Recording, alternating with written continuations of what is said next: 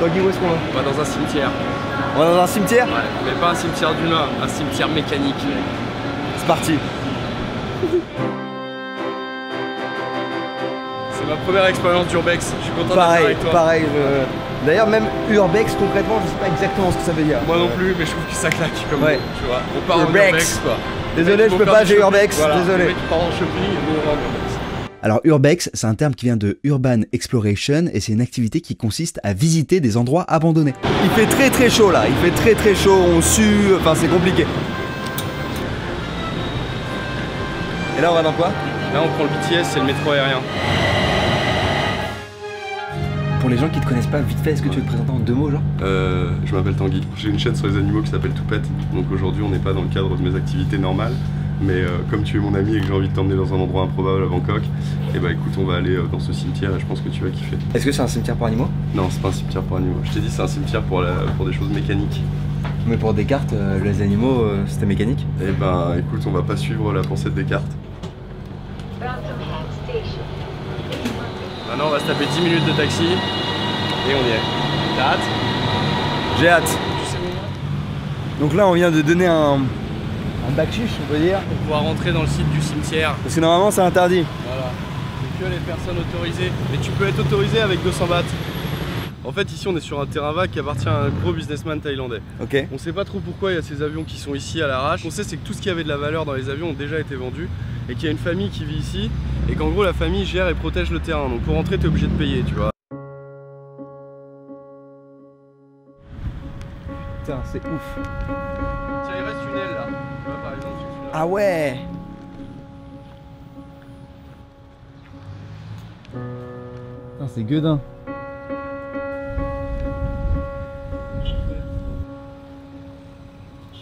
C'est ouf. Et on va monter là? Ouais. Comment? On va grimper.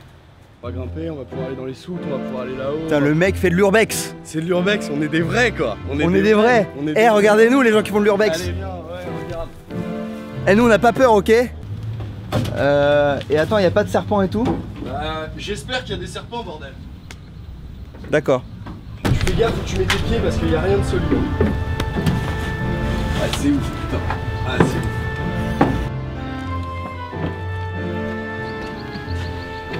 Ok.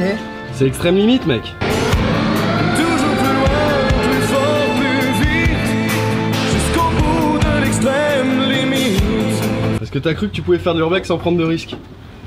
T'as cru qu'on était en urbex de grand-père. Mec, moi mon truc c'est la philo, ok? Et regarde comme c'est ouf.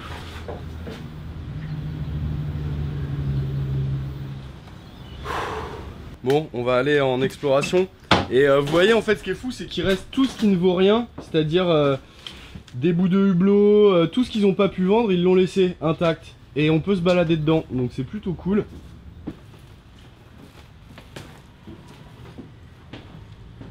Ah bon, on va aller en dessous après. Ah ouais? Bah bien sûr qu'on va aller voir.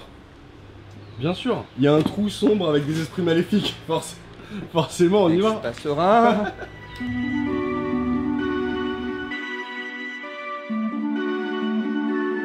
Alright, okay, come with me. I'm the new captain of this flight. Be careful with the max of oxygen.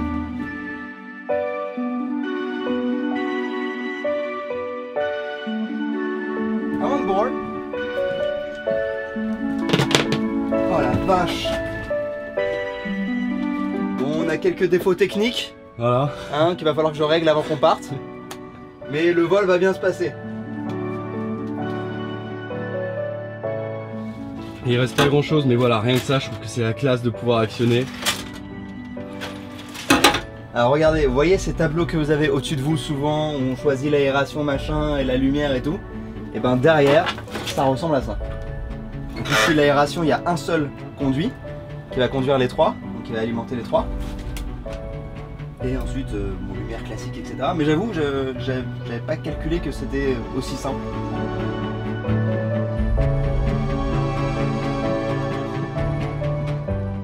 C'est incroyable. C'est ouf la complexité.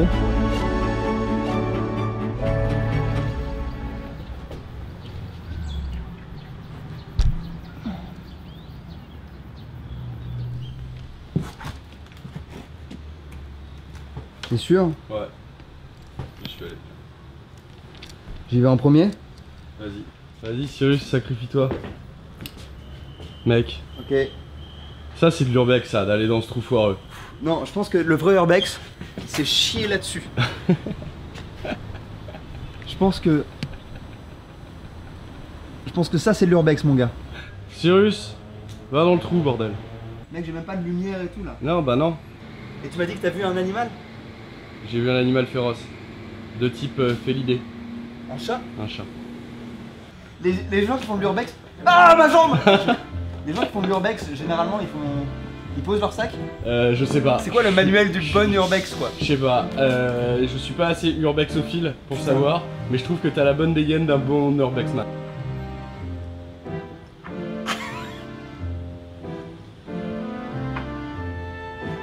Bloqué. Je suis bloqué. Attends. Ah, c'est bon, je vais sortir.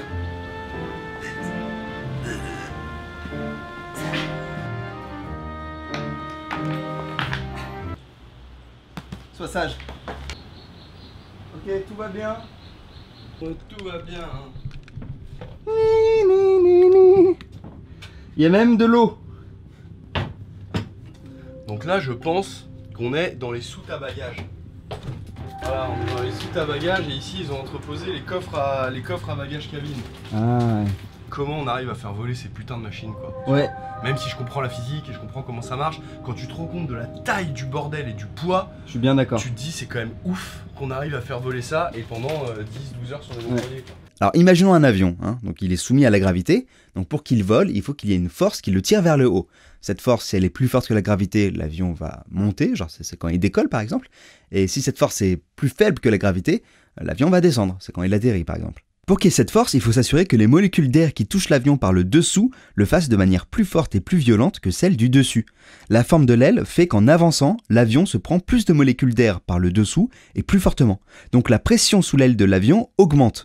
Et à l'inverse, il y a moins de molécules d'air qui se prennent le haut, et moins violemment dû à sa forme. Donc la pression est moins forte au-dessus de l'aile. Sauf que tout ça, ça ralentit l'avion. C'est aussi pour ça qu'il y a des moteurs qui poussent l'air, ce qui fait que l'avion avance. Donc voilà, je vous explique ça très simplement, sans vous parler de l'effet Venturi par exemple, mais vous pouvez aller plus loin si ça vous intéresse.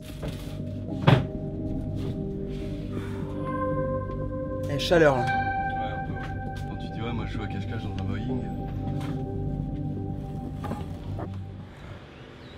Le mec souffre, quoi.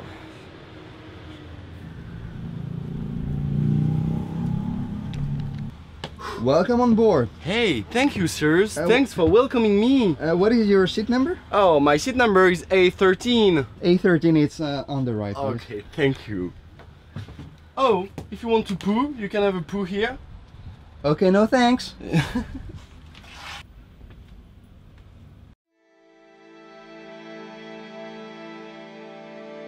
Par contre, le cockpit est trop stylé là. Ah ouais, putain.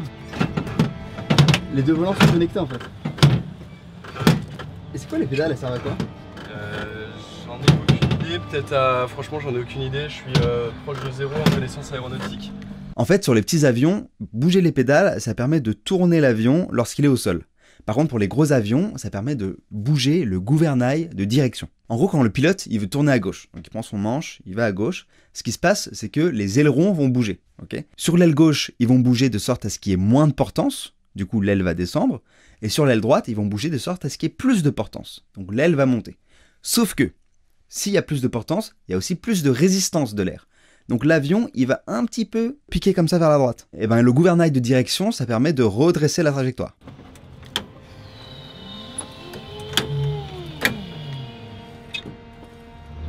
Tu veux des cacahuètes?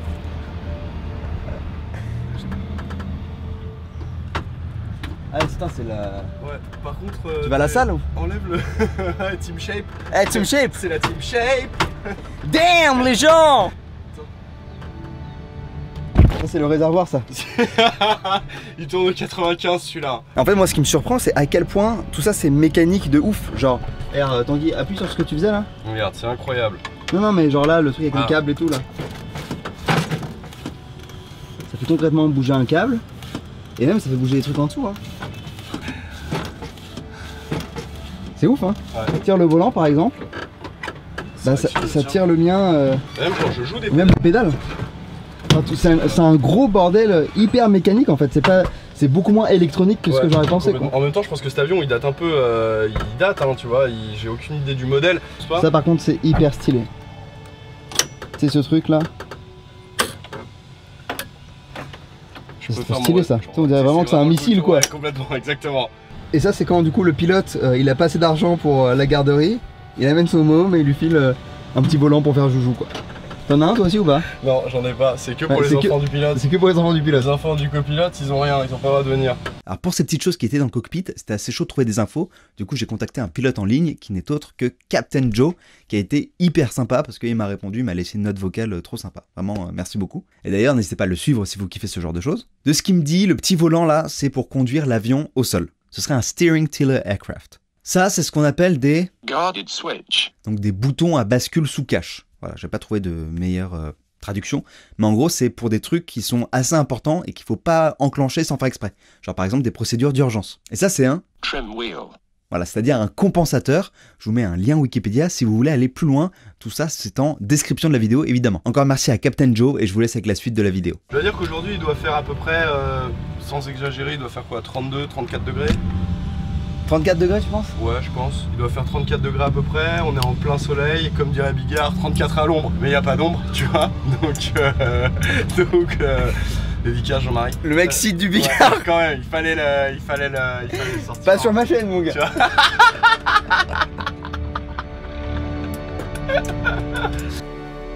Mon short est pas du tout adapté à l'urbex.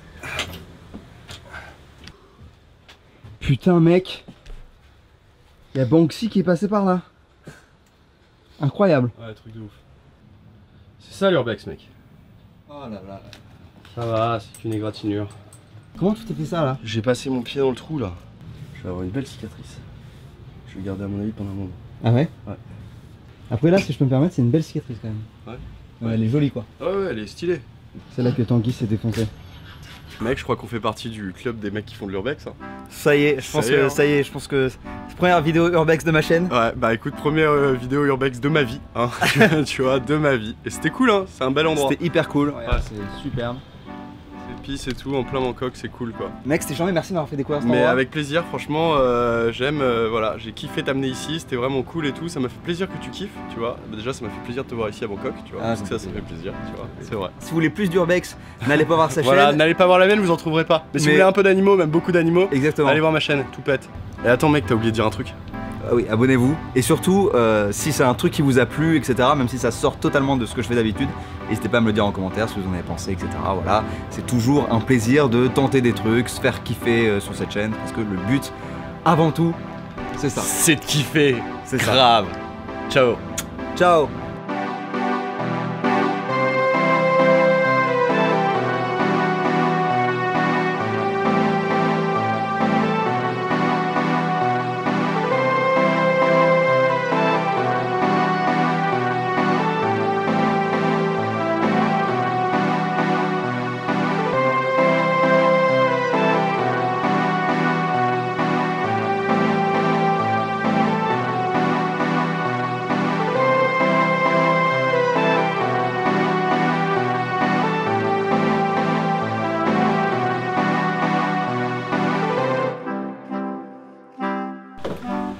Ok, je te deviens professionnel de l'urbex.